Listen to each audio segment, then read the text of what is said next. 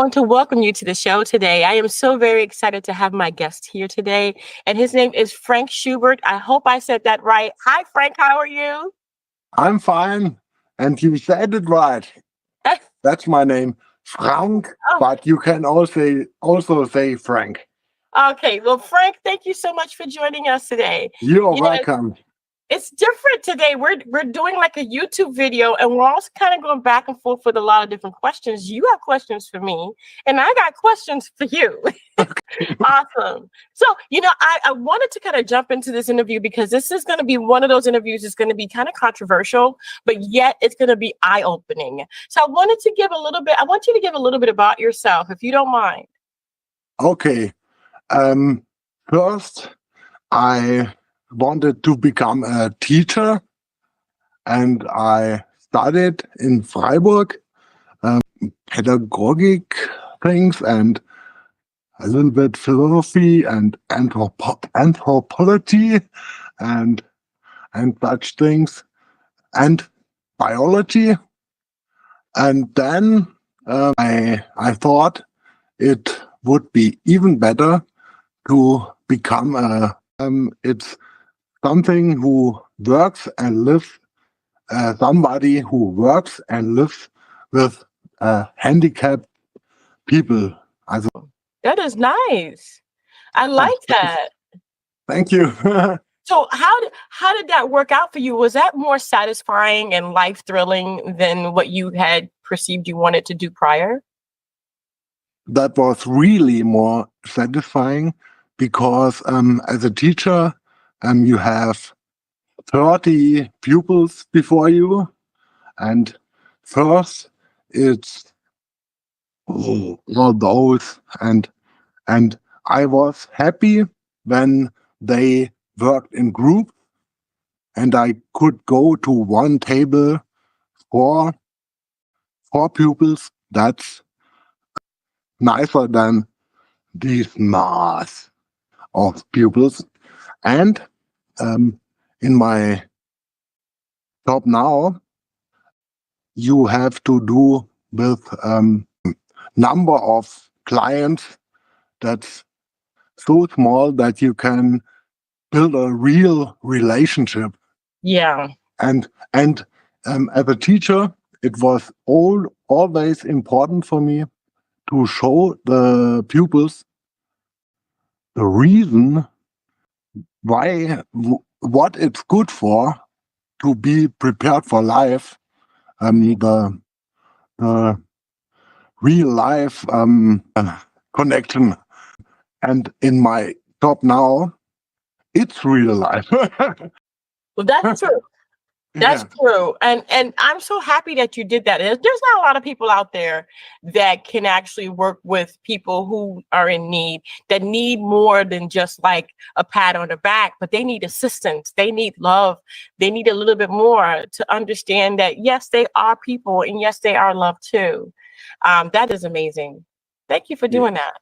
That is wonderful. Thank you. You also have an additional work. You have a deep the historical figures, first internationally celebrated pop stars. Tell Yes. me about that. Um, I I first read of this person when I was at the University of Education in Freiburg, when I had a seminar, a course about anthropology, and when I prepared, he impressed me the most because I also studied biology, and this person is often called the Prince of Biology, and uh, everybody knows Darwin, but Darwin was often misunderstood. For example, Huxley, who called himself Darwin's bulldog, he said it's survival of the fittest, and life is just a fight. And Darwin not only that life is just a competition. Yeah. Darwin wrote about cooperation too, but the social Darwinists only saw competition.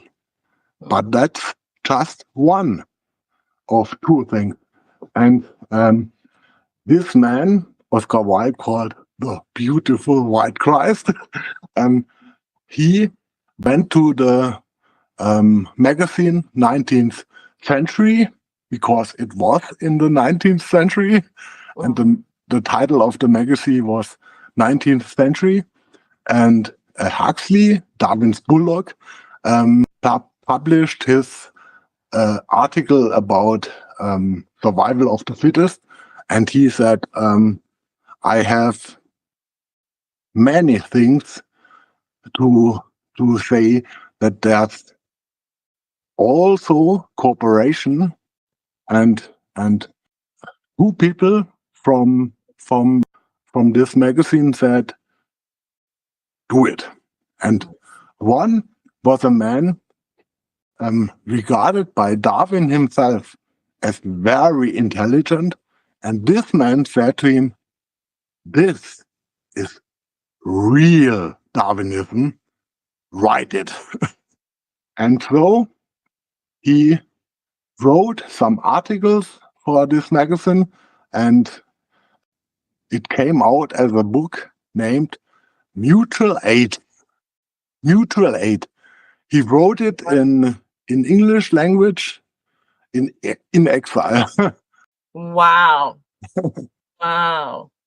That is an interesting title. You know, I don't get a chance to read everything. And I know about Darwin, but you know, Darwin, I mean, there's like so many different books out about Darwin and by subsidiaries of Darwin studies and Darwinism. And there's just so much, and it's like a rabbit hole that you have to go down, you know, to get to the actual finishing point. But my God, I mean, you have done that.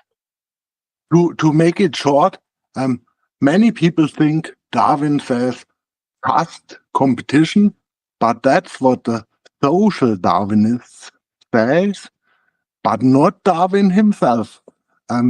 Darwin wrote in a later book about a blind pelican, a bird, and other pelicans flew many miles to bring him food. Wow. And a baboon monkey, a little baboon, helped a man in the zoo who was attacked by a big monkey, and he cried and helped him. Otherwise, the man perhaps would have died. And that's mutual aid. Wow. Wow. And wow. That's kind of like something like what humans should do. Yeah. Yeah. Yeah. I wanted to share, if you don't mind, are you finished? Because I think that people, you know, you're talking and everything is awesome and it's great, but I think that your work speaks for itself too, because you have an amazing YouTube channel. And it talks about art and everything, and I absolutely love it. I'm going to go ahead and share your YouTube channel now. And then you do have a video that we're going to go ahead and hit on really quick. And oh my gosh, that is like, okay, so you took the time to actually talk about the triumphs of the white Christ. And that is by Oscar Wilde. And you go down these rabbit holes that most people would not even dare come near. Like they wouldn't even go near to Thank you. Do this. And I absolutely love it. And I wanted to share your channel. It's Frank Schubert. I'm going to go ahead and subscribe now. And so that everybody can subscribe to and be a part of your journey. This to me is just an amazing thing. You're sitting there, you're talking with people, you're engaging, and you're being approachable. It's just wonderful. Thank you. Well, so tell me about your channel. Tell everybody else about your channel. Yes, my channel, different things. It's about you, right? It's about who you are and what you think and questions that you may have and interviews and things like that. The things you see on the screen Mm-hmm. is my first interview, and this is my second now.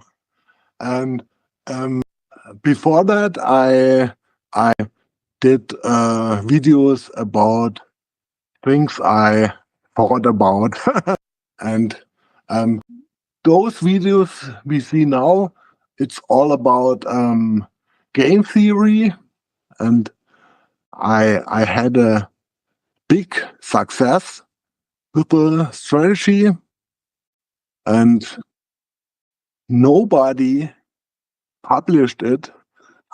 I informed international media, and you're the first who cares about it. Wow. Thank you. Anytime. I mean, these are deep thoughts and deep revelations. They come from a place of actual studying, and a lot of people don't want to do that nowadays. So thank you. Thank Thank you. you. So, I mean, your channel goes really deep. People really need to have the time to open up their ears and their eyes.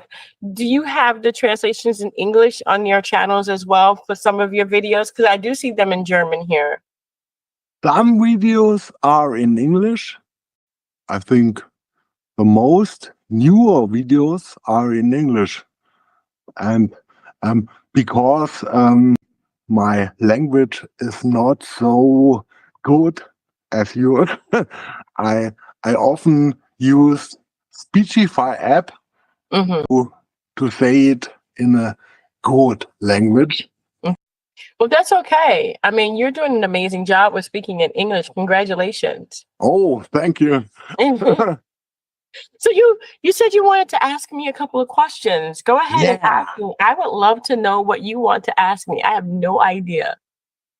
Oh, yeah. I would ask you to think you would be this man I think about often, and he was very privileged. Mhm. He was called Prince. He was part of high aristocracy, and he was, you can say, he was the right-hand man of the liberator Tsar, Alexander II, and I think the Tsar was one of the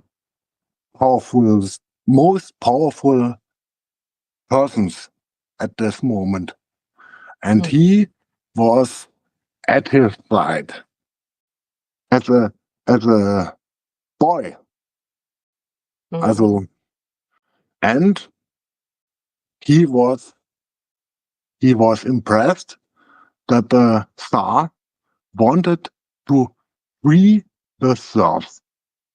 Those were millions, and to give them freedom, because he thought that's great, because as a little child he had the most fun when just the serfs were surrounding him.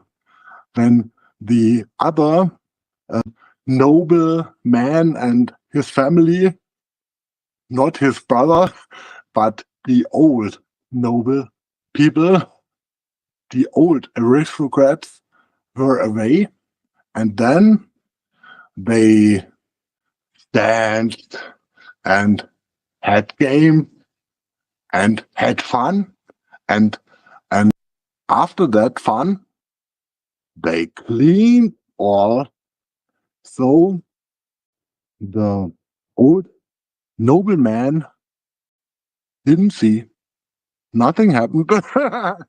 You know what I mean? I do. Yes. Had the most fun, and they all had a good heart, and they often sometimes a peasant woman once asked him and his brother, "Will you be as good as your mother was?" She, like your mother, passed away, unfortunately, but his mother passed away when he was very small. Mhm. But all the Slavs always told that this mother was very good, and they asked him, "Will you be as good as her?" She had compassion for us. Right. And I think compassion, empathy, that's a real important thing. Yeah, definitely. I agree with you.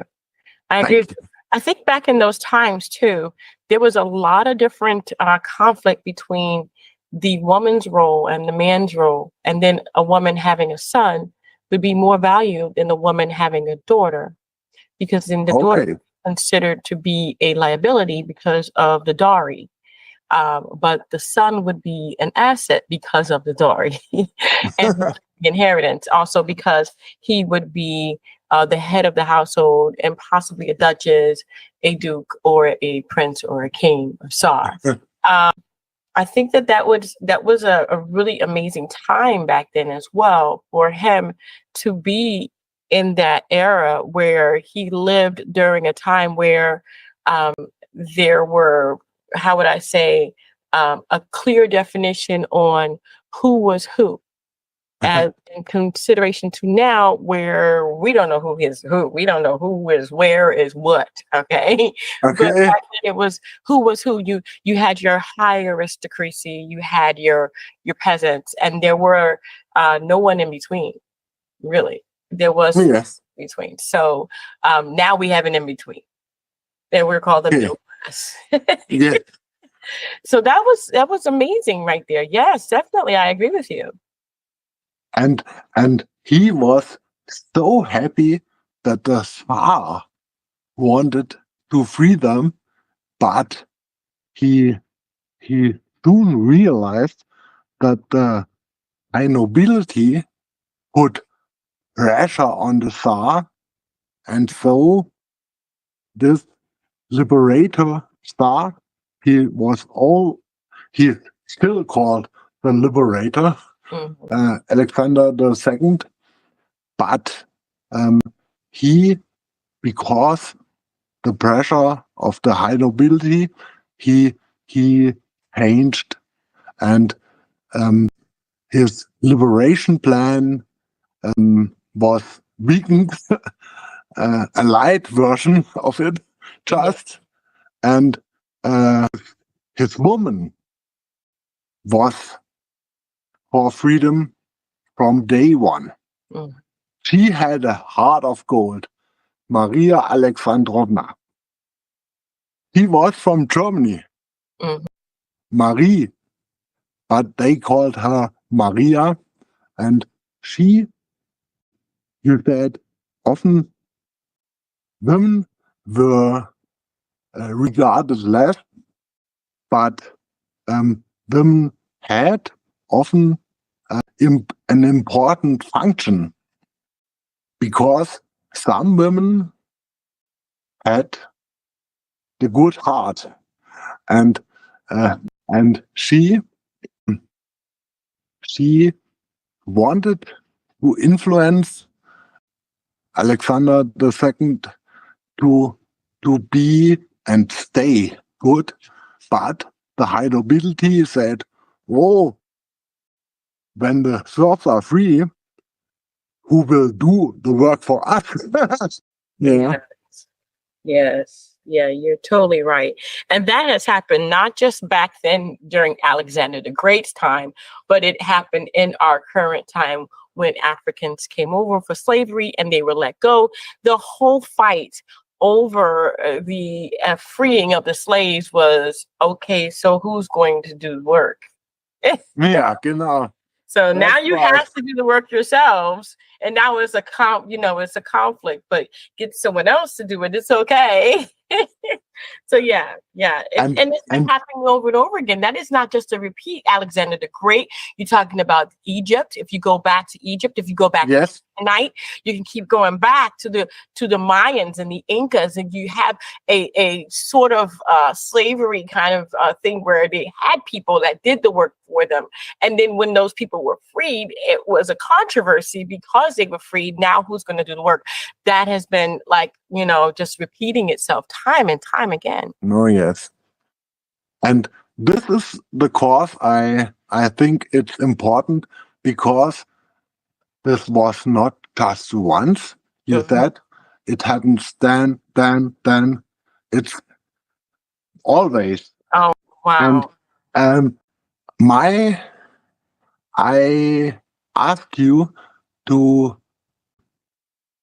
of course, it's easier to take the role of the victim, but please imagine you had the power, you were a privileged man, you're obviously a woman, but please imagine you were a man and at the side of a very powerful man who wants to free oppressed people.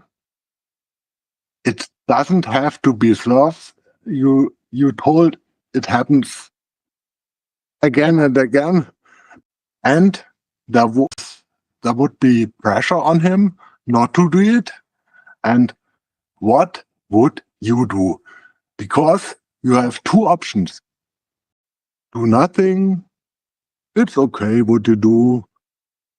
They force you to make a light version of it. Okay. Or you could engage for human rights. Right. I got you. Okay. In all of the time that there has been slavery or oppression, it's not just one color. It has been people. It's been Irish people who have been oppressed, and they are clearly not blacks. They're clearly white people. So clearly there has been a certain level, and there have been big levels where millions have been affected, all the way down to just a few, maybe a family or two has been affected. But there is always something that I consider to be inhumane. A person should never be owned and forced to do something against what they are as a person. A person to me is a person, someone who is like me, who has the choice as a human being to live a life, to have children, to have a family, to be who they want to be in life, as long as it's good and doesn't affect anyone in a negative way or even themselves. Everyone should have the right to live the way they want to live, and not to be forced to live in a way where they don't want to live and be forced to do manual labor, things that they don't want to do because they're oppressed. They have maybe someone there with a whip or a gun. You know what I mean? There's that factor. And I think, that everyone that puts themselves out there as the freer of the oppressed will truly be hunted down and sought after in a negative way. Look at Martin Luther King Jr. and Kennedy. They were killed because why? They were the freers of the oppressed. They went out there and they knew it. They knew that their lives was on the line. They knew that the road that they were on to free people, not white, not black, not Hispanics, not Indians, not Chinese, Japanese, wherever you're from, people from oppression, that their lives would be the cost of this. So they sacrificed, they understood that their life would probably end short because someone doesn't like what they're doing. And now there's going to be controversy and they're probably going to die because of that. But think about it. Martin Luther King Jr. was an amazing man.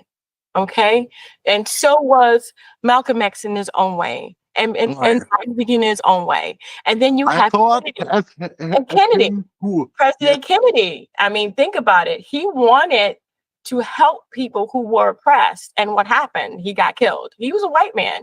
There are plenty of white people, plenty of Black people, plenty of people who were like the young lady who wanted to free her country from the female oppression, from not having to wear a hijab. She got killed. Young lady. These are just different things. And you have to understand, if you're going to be a person that's going after the rights of another person to live the way they want to live in freedom for themselves, then your life may be on the line. Now, what would I have done? What would I have done? Millions of people or one life? The question isn't a question, because I probably would be like Martin Luther King Jr. Like that young lady that got killed for not wearing the hijab. I probably would be Kennedy or someone like that if I had to do it, because there's millions and one. Okay. Would you save millions of people and just sacrifice the one? Would you sacrifice your life for millions of lives? Well, think about it. If you have children, it's not just millions of lives. It's those lives too. If you have family and friends that have family and friends and they're dear to you, if you have people that you take care of like you and they're going to be affected, would it be millions of lives or one life? Yeah, but I know what you think, but many people would think, but I have family. They would be in danger too if I engage for human rights. Yeah. And my family, my children, he had no children then. Well, Martin Luther King Jr. did not have children then. But you have to truly understand this. You have to understand this. In order to do this, you have to make a clean separation and give up. You have to give up your life. See, you have to give up your life completely. It's not something that comes with, oh, I'm going to have my family out there. I'm going to have my family too. You cannot do that. There is a complete sacrifice that you have to make as the person that's going towards human rights. You have to separate yourself from your family. You have to sacrifice that relationship with your family, and you have to completely push them into oblivion. Like, they cannot be known. No one can know. They need to they need to change their names. They need to leave. You cannot have any relations with them. You have to literally, that's why I said it's millions of lives or one life, yours. That's it. Not your family. Your family cannot be you cannot have any relationship with your family if you go in that route. That's a good solution to keep them anonymous. Safe. Yeah, keep them anonymous and keep them safe. If you're going to go after that route, you have to do that. And that's going to be your sacrifice. And in the end, you may die alone.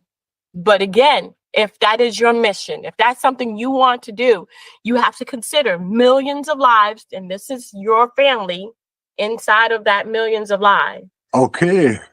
Or yours.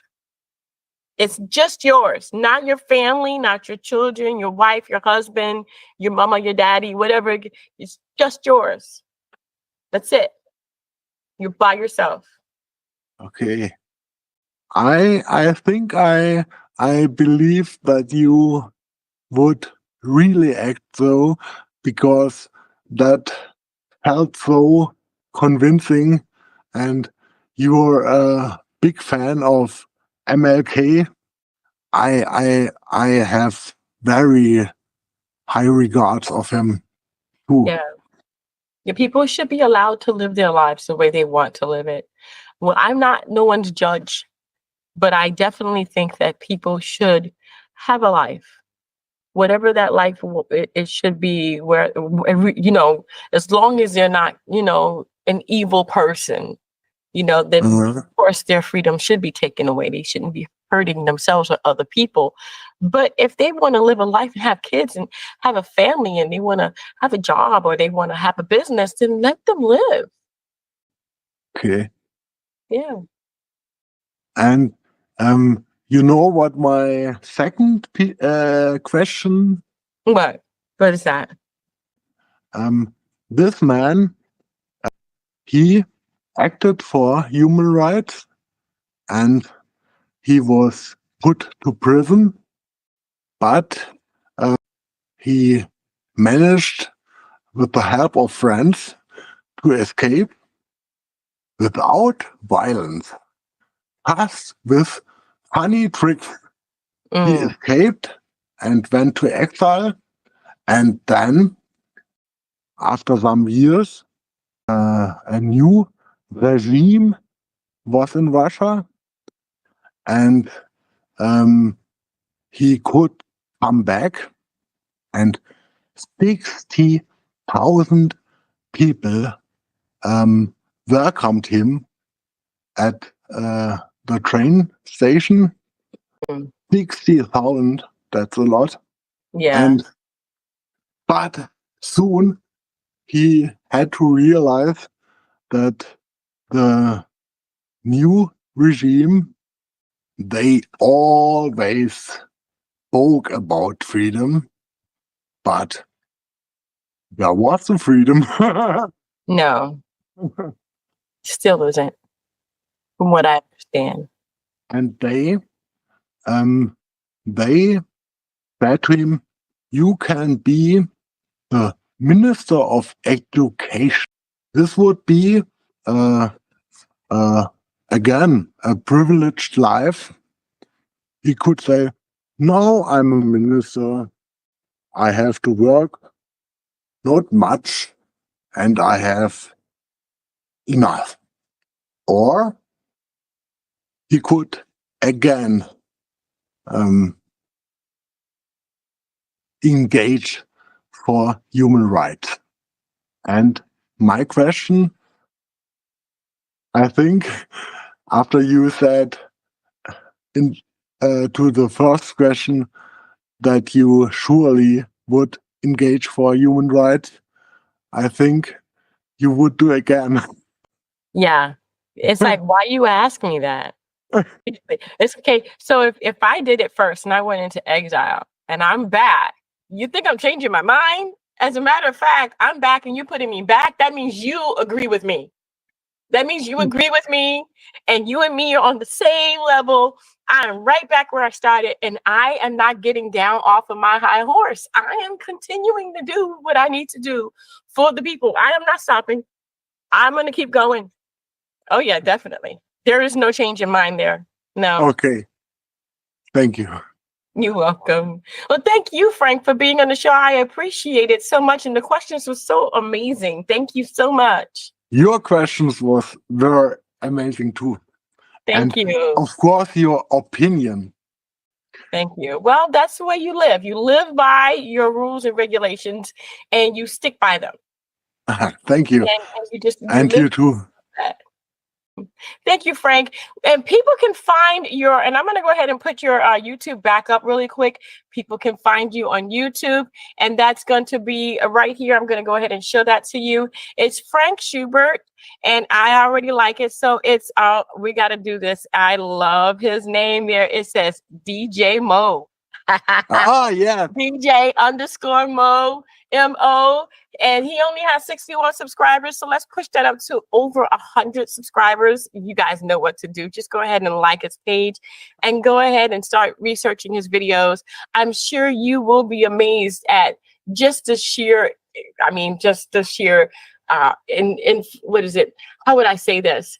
When Frank talks, he's really talking about things that he has studied about, not something that it's off the top of his head, or he's just playing around, or he got the cliff notes. No, he's in there. And I need you to be in there as well. So please go ahead and subscribe to his page today. Thank you, Frank, again so much for being here. I appreciate you so much. Thank you. Thank you. And thank you guys. I'm so happy. Oh, thank you. And thank you guys so much for tuning in. Don't forget to dare to be different. And until next time, guys, bye. Don't forget to follow us on YouTube and Instagram. Thank you for watching.